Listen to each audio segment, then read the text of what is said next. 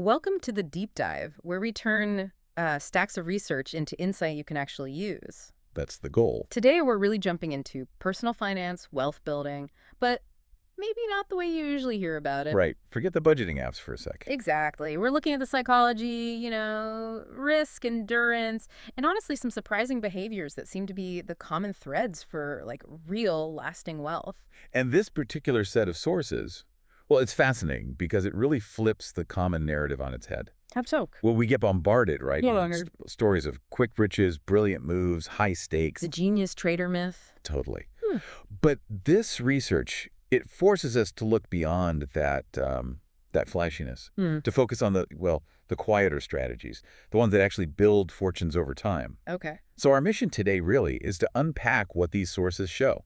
Success often isn't about some secret knowledge or, being a genius. It's much more about these, frankly, unsexy traits. Like patience. Endurance, Yeah. things like that. Yeah. Really fundamental behaviors. Okay, let's dive right into that then. The risk part. Because when people think get rich, they almost always jump to high risk, high reward. It's the default assumption. Yeah. And the sources tackle this straight on, right? Why people make these like super high velocity moves, especially with really volatile stuff. They do. And what's really interesting is the why behind it. Why jump into extreme risk? Think day trading frenzies or those, meme coins everyone talks about. Like the lottery ticket investments. Exactly. Now, the surface answer is just greed. People want money fast. Sure.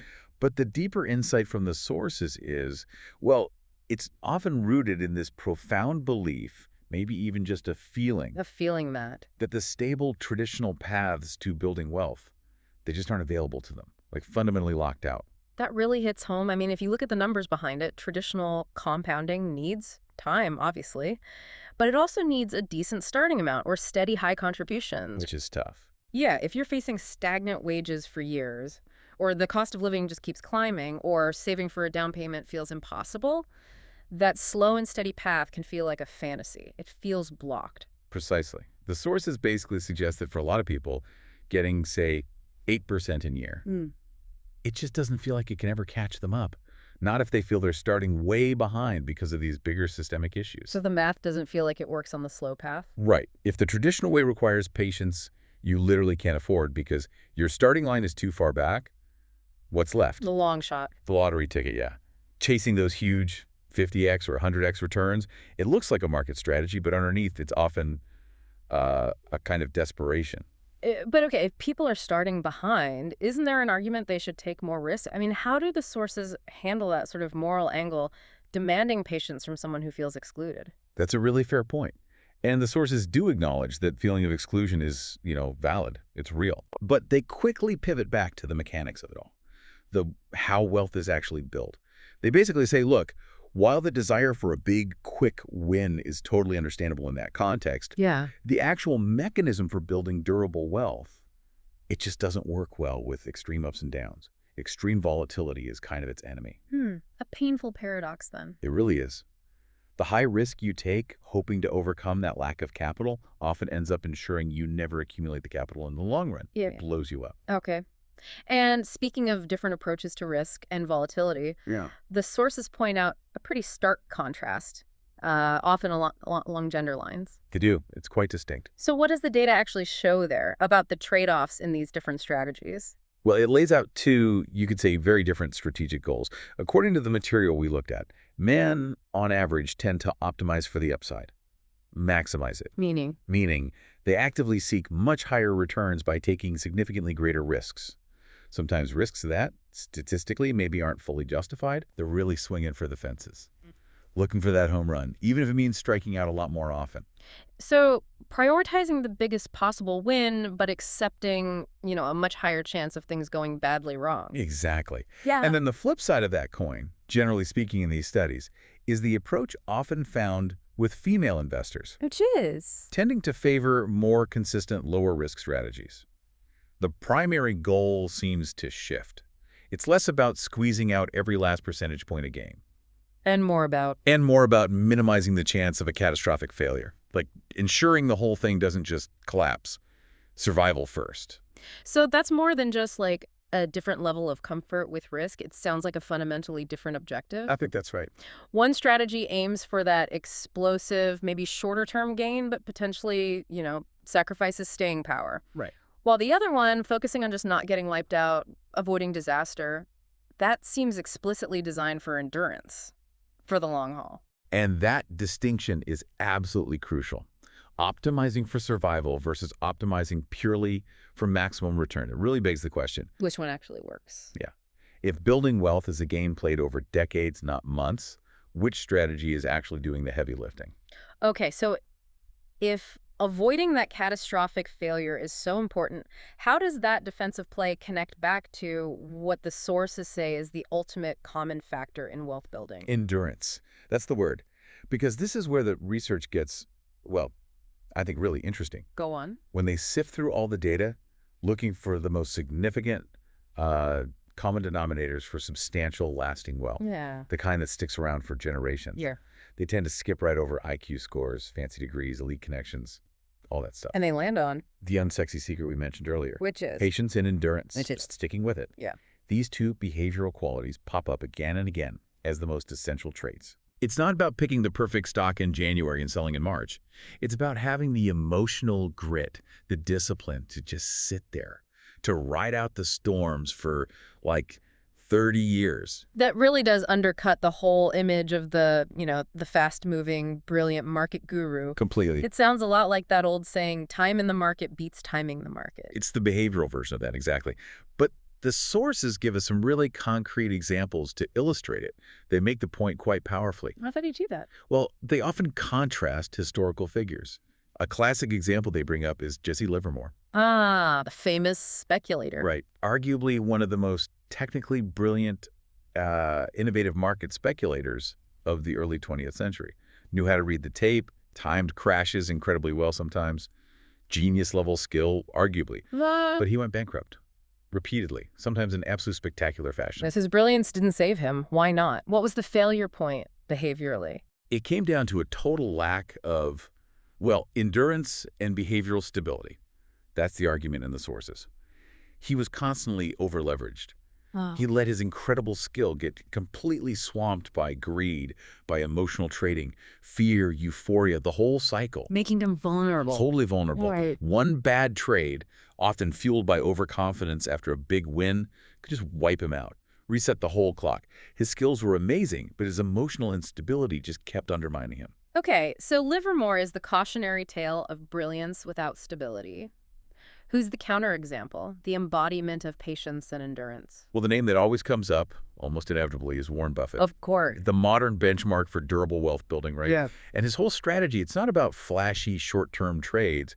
It's really a masterclass in finding a few good businesses. And then And then just sitting there, holding them for decades. through thick and thin. Through everything. Ah. His success, as the sources really emphasize, isn't built on making, thousands of brilliant decisions every year.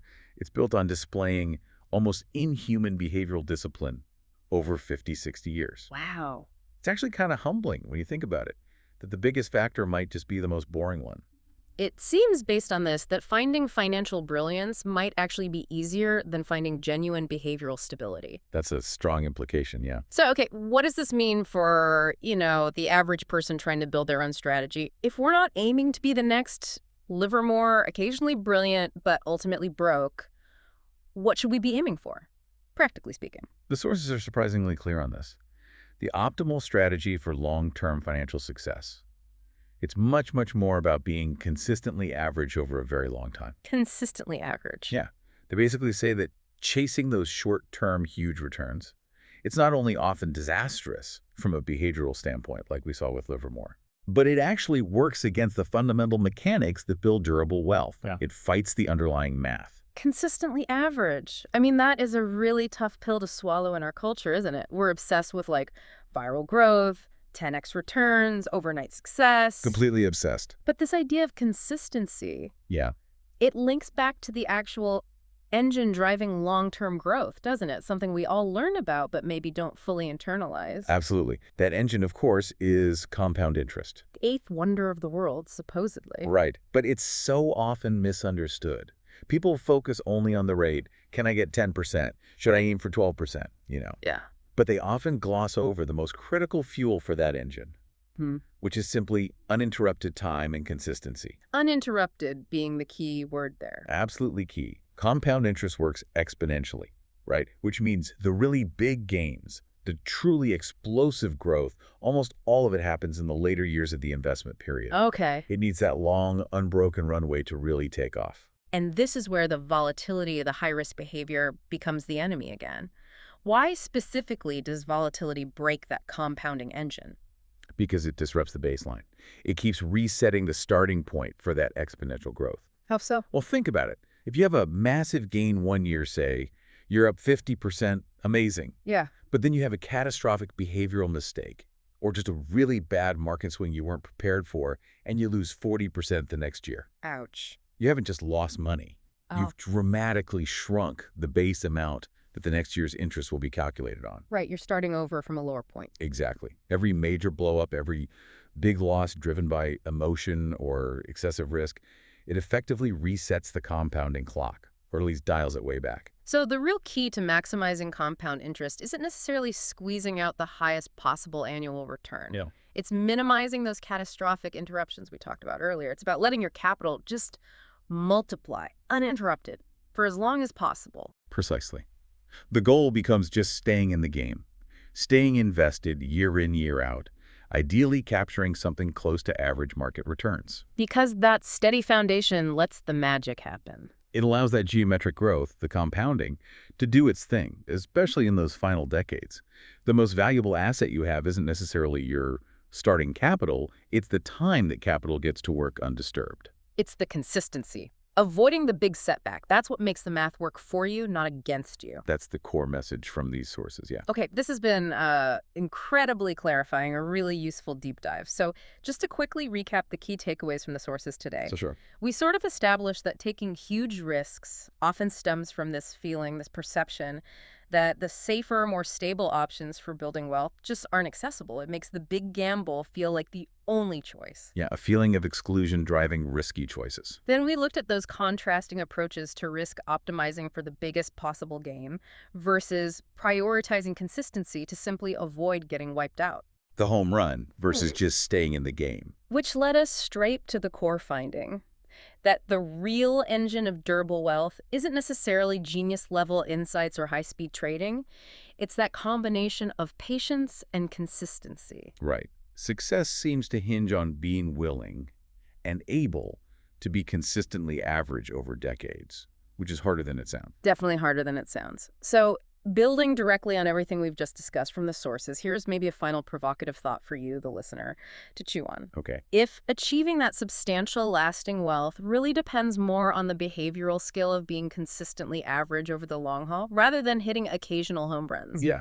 what specific daily financial behavior are you maybe engaging in right now? It could be checking your portfolio constantly, reacting emotionally to scary headlines, chasing the latest hot tip that might even accidentally be undermining your own long-term endurance.